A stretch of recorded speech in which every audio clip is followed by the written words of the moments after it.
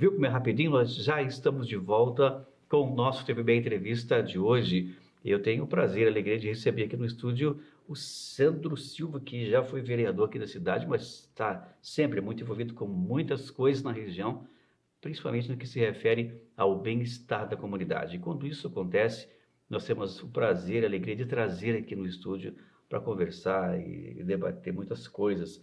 Sandro, a gente falava aí no primeiro bloco sobre o dia de hoje, a importância, mas tem muita coisa para ser mudada ainda no nosso país, né, Sandro? Tem muita coisa para avançar, né? Muita coisa para avançar.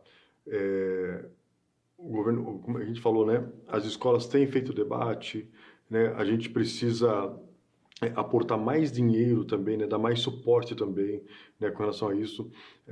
A minha namorada, ela é assistente social, né?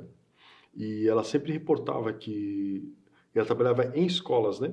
Sim. E ela sempre reportava que quase toda semana tinha algum caso de injúria racial na escola. Então, eu vejo que, poxa vida, eu sofria injúria racial, sofria racismo quando eu era pequeno, né? E aí, você vê que isso não mudou ainda, não mudou ainda nas escolas. É muito complicado. Eu fui dar uma palestra uma vez numa escola, e depois que eu dei a palestra, eram crianças de 8 a 10 anos, eles vieram falar para mim, pô, eu te- é, alguém na minha família fala desse jeito, alguém na minha família é racista, e a gente vê, poxa vida, é aquilo que eu falei, né? É uma geração que fazia piada racista, né? Que falava coisas racistas, que sexista, machista e tal, que está criando a piazada, né? E aí a gente precisa, de alguma forma, fazer um trabalho com eles e com as famílias, e às vezes tem que ser meio que na pele mesmo, né? Tem que doer às vezes no bolso, né? Tem que multar, muitas vezes tem que prender, tem que perder o emprego, né? Como aconteceu com essa mulher lá em Florianópolis, porque não tem jeito, né? Não tem outro jeito de às vezes a gente aprender senão através da punição, né? Então, poxa, racismo é crime, ok? Cometeu racismo é BO, é polícia, é cadeia, porque não tem outro jeito, né? Se a pessoa não aprende pelo amor, como as pessoas falam, né, tem que ser desse jeito. É uma solução que se encontrou para realmente tentar estancar, né? Não vai garantir que a pessoa vai deixar de ser racista, mas vai garantir que ela pague por uma ação que ela cometeu. Vai pelo menos minimizar um pouco aquela Exatamente. situação, né? É uma mudança de mente, né? Uma mudança de cabeça, de mente. Se isso não ocorrer, pode ter 10 multas ali que não E vai se não mudar nada, né? ocorre, o que acontece? Esse debate precisa ser ampliado, né? Se não ocorre, a gente não consegue trazer representatividade. Porque daí tu pega, por exemplo, Joinville. Pô, Joinville tem 20% da população negra. Mas tu não vê 20% representado em todos os lugares. A gente precisava ter 20% Sim. de gestores negros, de gerentes negros, diretores negros, né?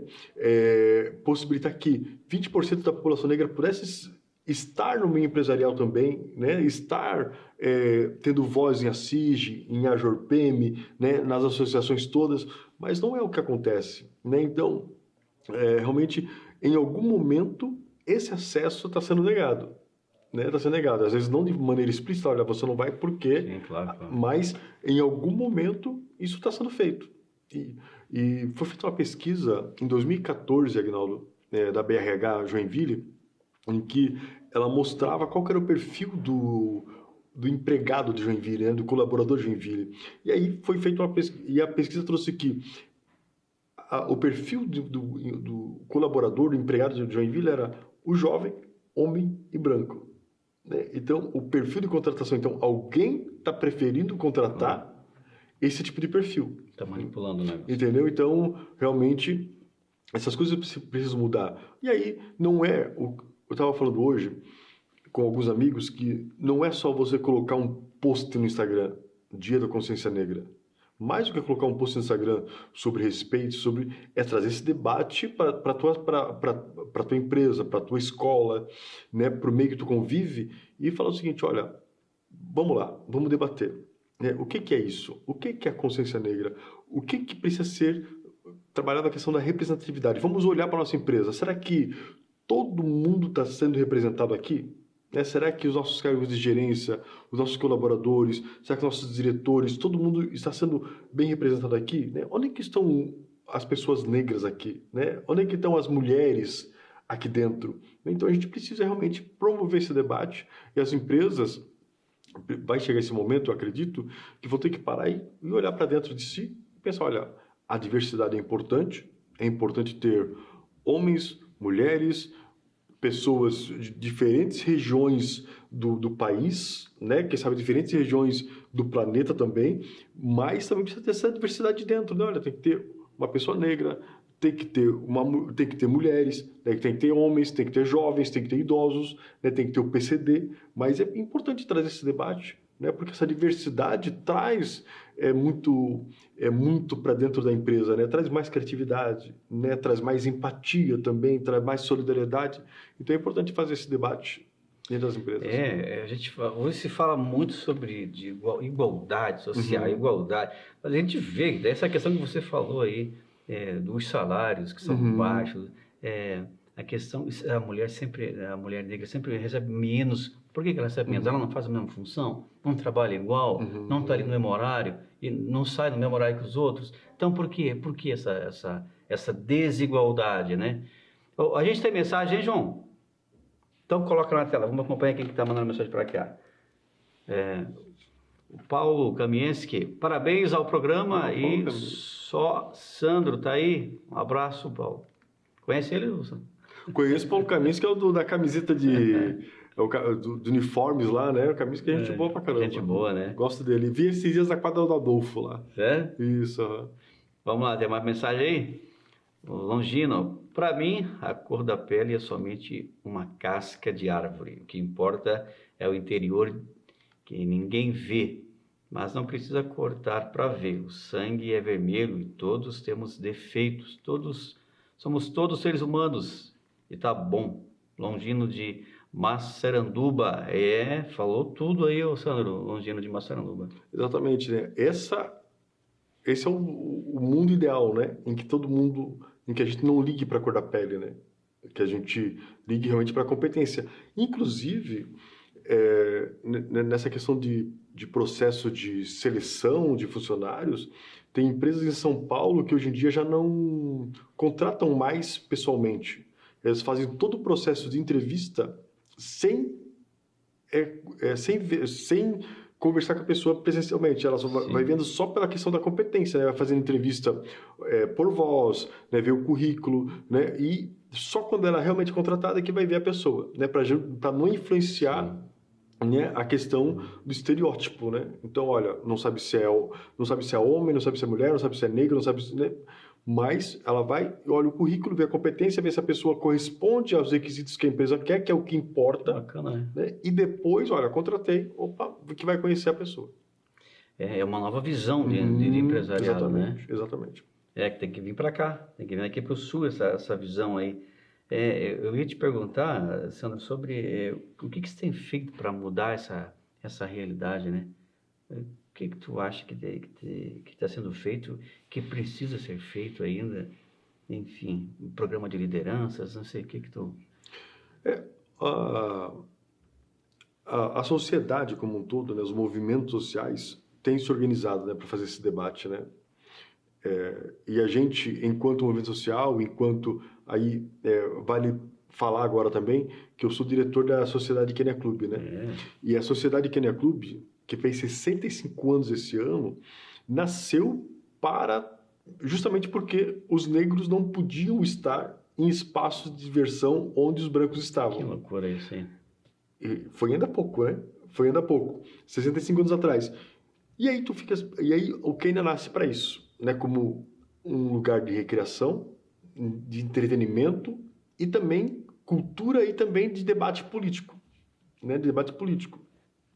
E o Kenya até hoje é isso, né? E a gente consegue fazer com que o Kenya, hoje renascido, nós temos uma parceria muito importante com a Arte Brasil. A Arte Brasil é uma empresa que é especialista em captação de recursos e ela escreve projetos para o Quênia e para a gente colocar em prática. Então, hoje a gente consegue trazer para o Quênia debates importantes, e mais do que trazer debates, a gente consegue empoderar ainda mais a população negra, a gente consegue dar ferramentas para jovens, para homens, para mulheres negras, para poder sair de lá com as ferramentas necessárias para discutir essa pauta racial onde convive. Então, o Quênia hoje é ainda mais um reduto de resistência, de debate político, mas não partidário, né? Porque é necessário a gente fazer esse debate, e também social, né? Então, o Quênia hoje tem muitas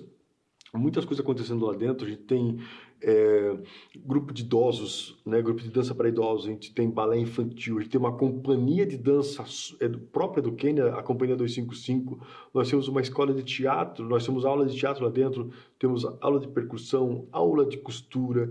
Então, tudo isso são coisas que ajudam com que as pessoas tenham ferramentas, né, para poder fazer esse debate, além de oficinas, seminários, né, e tantas outras coisas que ajudam com que a gente possa estar mais municiado para trabalhar essa pauta antirracista.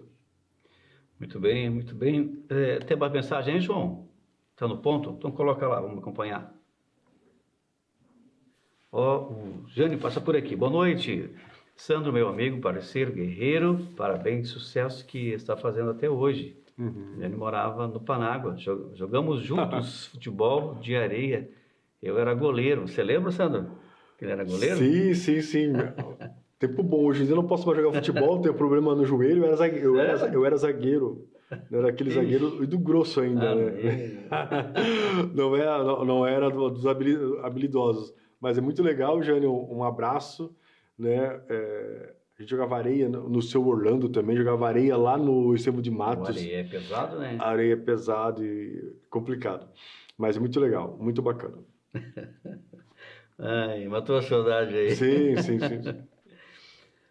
Me diz uma coisa, Sandro. Bom, fala um pouquinho sobre o Quênia, né? Você dizia há pouco ali que o Quênia foi fundado há 65 anos.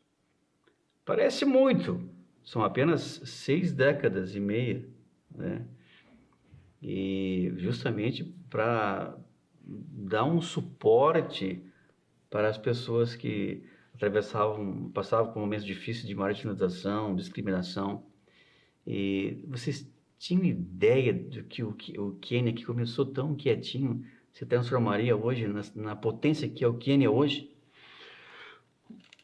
Eu não sei se quem montou tinha essa ideia. Eu acho que eles tinham ambição que fosse. Né? Projeto, sim. Quando eles montaram, eu imagino que eles imaginavam esse Quênia grande, né? Esse Quênia potente como é. Porque era um grupo de homens negros, né? Que eram engenheiros, né? Eram professores, né? Que já tinham um papel importante econômico e cultural aqui na cidade. Sim. Então, eu imagino que sim. Né? Porém, o Quênia, durante algum tempo, passou por dificuldades, né? Porque não tinha muito apoio financeiro, não tinha aporte financeiro. Eu fui presidente do Quênia em 2019 e 2020, e o Quênia estava bem complicado, com muitas dívidas, quase fechando as portas. A gente conseguia alugar só para pagar a conta de água, energia, alguém para fazer a limpeza de vez em quando. E hoje, ver o Quênia como está. Esse ano a gente trocou o telhado do Quênia, a gente colocou ar-condicionado no Quênia. A gente está prestes a fazer uma grande reforma no Quênia que vai permitir melhor acessibilidade, que vai permitir com que a gente tenha salas de aula no Quênia também para poder oferecer cursos lá dentro.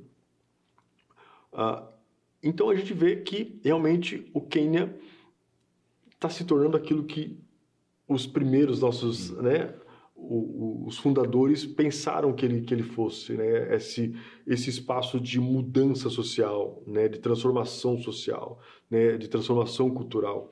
E isso é importante, né? Porque está vindo uma geração que precisa, que hoje se reconhece enquanto negro, e que precisa estar empoderada para isso. E o Quênia deve ser e está sendo esse espaço hoje que fortalece ainda mais essa identidade da pessoa negra em Joinville. Bacana. A gente tem um vídeo. Ô, João, se estiver no ponto aí, tu coloca aí esse vídeo para a gente acompanhar. Acho que tem um vídeo de uns 2 minutinhos aí, mostrando um trabalho bem bacana lá. Tá ok? Na hora que tiver, dá um toquezinho aí. Essa identidade do Quênia, Sandra, nunca pode ser perdida, né? Nunca pode ser alterada. Eu penso que é uma história. O Quênia é uma história. Ele faz parte da história de Joinville. Sim, com certeza, né? O Quênia até lançou um documentário agora, né? A gente fez entrevistas com o auxílio da Alessandra Bernardino e do Fábio Garcia. A Alessandra Bernardino, ela é coordenadora aqui da CRE, né, para esses assuntos étnico-raciais, e o Fábio Garcia, ele é CEO da editora Cruz de Souza, ele é de Florianópolis, e os dois nos ajudaram a organizar entrevistas com as famílias que fazem parte do Quênia. Então, isso deu um documentário gigante, né? Isso vai para o canal YouTube, né? Vai para o YouTube. E também a gente conseguiu construir um documentário também de 40 minutos, onde a gente conta parte da história do Quênia através dos personagens do Quênia também, de quem construiu o Quênia. Isso é importante para a gente porque a gente não tinha isso registrado. Sim. E tinha se perdido, ficava muito na questão do oral, só que isso vai se perdendo, né? Da história oral. E aí a gente consegue captar tudo isso, colocar tudo em vídeo, né? Em áudio e vídeo, e perpetuar isso para as próximas gerações todas, né? Tem uma previsão para fazer esse trabalho? Como é que é? A gente imagina que ainda esse ano a gente consiga soltar paulatinamente esses vídeos das famílias, né, falando da sua história com o Quênia. Eu falei isso porque principalmente a galera novinha que está chegando lá, né? Então, o pessoal mais velho abriu a porta, fez, né? Alguns, não sei se alguns ainda vivem ou não, mas... Tem muitos que são vivos ainda, né? É claro que, imagina, são 65 anos, pois né? Muitos já não estão no nosso meio, mas tem alguns que estão conosco ainda, tiveram oportunidade de contar de falar da sua história com o Quênia, e aí os filhos, os netos, os bisnetos estão aí para justamente, opa, o meu avô, né, o meu tio, o meu pai, em algum momento teve um papel importante nessa história aqui nesse clube. Isso é fantástico. Tá no ponto, João? Tá ok? Como é que tá? Então vamos lá, antes de nós irmos para o intervalo, a gente vai acompanhar um vídeo para cá e vamos ouvir.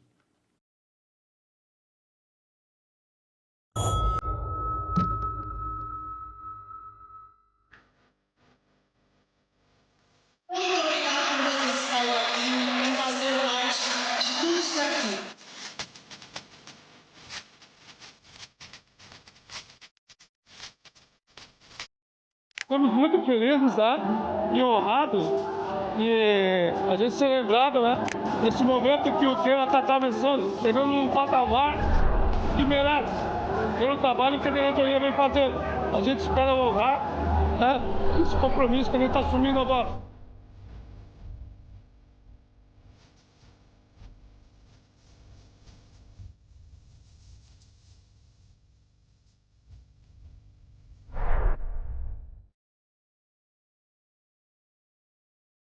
Para nós foi uma emoção muito grande, a partir do convite, né, de virmos aqui, participar desse evento maravilhoso. E a velha guarda é isso, que a interação entre as escolas de samba, a velha guarda, é muito importante.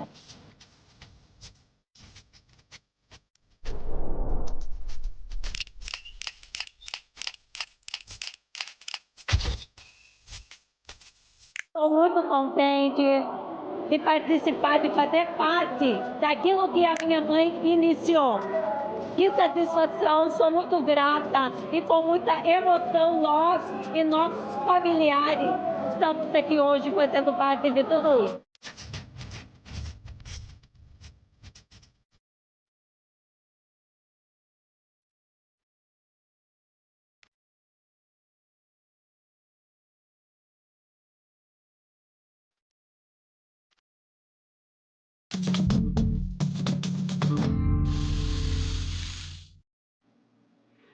Tá aí, você viu só um trechinho, um pouquinho só do que acontece lá na sociedade Kenner, né? Não é? Muito legal, Só energia bacana, né? Só de olhar já dá vontade de sair sambando já. Olha, a gente é obrigado aí um pouquinho para o intervalo, a gente volta já já com mais TVB Entrevista para você. Um instante só.